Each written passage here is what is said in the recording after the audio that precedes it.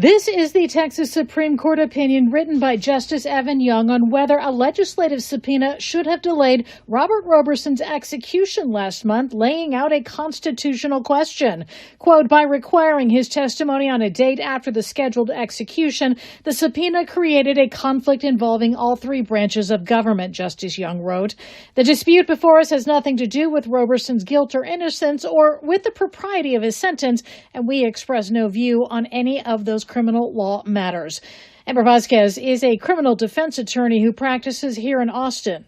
Personally, I'm disappointed. I was interested in seeing the legislature take this action and seeing what kind of leverage and power another branch of government and how they would take the evidence, because from what I have seen of the case, there was some very powerful evidence going towards innocence. That Roberson was convicted of capital murder for the death of his 2-year-old daughter, Nikki, 2 decades ago. At the time, her cause of death was thought to be shaken baby syndrome, and Roberson's case was the first shaken baby death penalty conviction in the nation.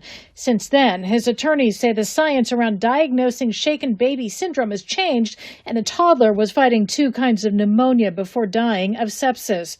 Enter the House Committee on Criminal Jurisprudence, which last month questioned why Texas's junk science law hadn't changed Roberson's fate. It says if someone is convicted of a crime based on science that's later disproven, the conviction should be overturned. So on the day of Roberson's scheduled execution, the committee issued a subpoena for him to appear at a meeting set the Monday after the execution. A Travis County judge issued an injunction, and Texas Attorney General Ken Paxton appealed to the Texas Supreme Court to rule it an overreach by the legislative branch.